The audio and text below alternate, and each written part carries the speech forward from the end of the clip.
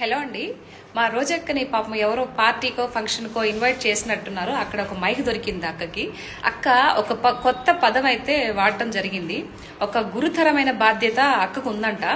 మరి అది ఏంటనేది, ఆ మీనింగ్ ఏంటనేది పాపము మామూలుగా టీడీపీ జనసేన మాకు తెలీదు, పార్టీ నాయకులకు తెలీదు. అది తెలుసుకోవాలంటే minimum IAS IPS only YSRCP నాయకులకు మాత్రమే ఆ యొక్క అర్థం తెలుస్తుంది.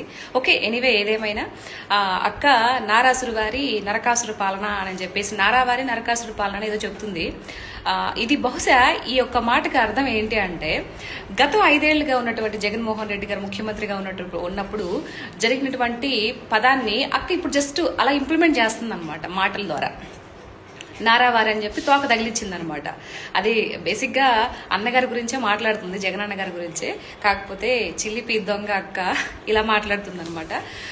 నాకు ఒకటి అర్థం కాదు, ఏమో పెద్ద ఘనకార్యం చేసినట్టు, ఏదో ఆంధ్ర రాష్ట్రం అభివృద్ధి చేసేసి స్వర్ణాంధ్రప్రదేశ్గా అయినట్టు పెద్ద మాటలు చెప్తున్నావు. అన్న ఏదో జగన్ అన్న ఏదో మొత్తం ఇది చేసినట్టు. సరే, రాష్ట్ర ప్రజల గురించి పక్కన పెడితే, జగన్మోహన్ రెడ్డి గారి యొక్క చెల్లెలు అంటే చిన్నాయన కూతురు మా నాన్నను చంపింది పలానా వ్యక్తులే అని చెప్పినా కూడా వాళ్ళను వదిలేసి ఆవిడ కంటతడి పెట్టుకుంటూ రోడ్ల మీద నడిపించినప్పుడు అప్పుడు ఎడికెళ్ళిపోయావు నువ్వు? పాపం సునీత గారు ఆడపిల్లని విషయం మీకు తెలీదా? రోజా గారు మీకు తెలీదా? ఈరోజు ఏదో పెద్ద మాటలు మాట్లాడేస్తున్నావు. ఓకే, ఏదో ఆడపిల్లలకి ఏదో న్యాయం చేశారు, అది చేశారు, ఇది చేశారు, ఇప్పుడున్న బాబు గారు ఏం చేయట్లేదు ఆడవాళ్ళకి మహిళల గురించి మాట్లాడుతున్నావు. మరి గత ప్రభుత్వం మీరున్నప్పుడు జాబ్ క్యాలెండర్ రిలీజ్ చేస్తానని చెప్పారు, మరి చేశారా? దాని ఒక్కదానికి సమాధానం చెప్పు నాకు. సిబిఎస్ రద్దు చేస్తా అన్నారు, చేశారా? అక్క నీకు చెప్పిన మాట పదే చెప్పాలంటే మా వల్ల కాదు. ఎందుకంటే మీలాగా తిని ఖాళీగా కూర్చోలేదన్నమాట. ఇక్కడ రాష్ట్ర ప్రభుత్వం ఎంతో మంచి పనులు చేస్తూ ముందుకెళ్ళిపోతూ ఉంది, ఎవరి పనులు వాళ్ళు నిమగ్నమై ఉన్నారు.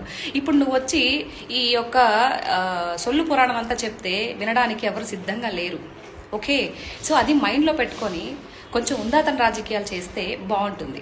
ఎవరిని చూసి నేర్చుకోవాలంటే నువ్వు అవతల షర్మిల అక్క గారు ఉన్నారు, అక్కను చూసి నేర్చుకో. అక్క ఎలా మాట్లాడుతుంది ఏంటి అనేది, సూపర్ 6 పథకాల గురించి ఎలా అడగాలి ఏంటి అనేది, ఒక ఉందాతన రాజకీయం ఎలా మాట్లాడుతుంది అనేది తను చూసి నేర్చుకోవాలి. సో ఎలా నీకు డిపాజిట్లు కూడా రాలేదు, ఈ విధంగా నువ్వు మాట్లాడావు అనుకో, ఇంకా నెక్స్ట్ అసలు నీకు రాజకీయ భవిష్యత్తు ఉండదు. నేను చెప్తున్నానుగా.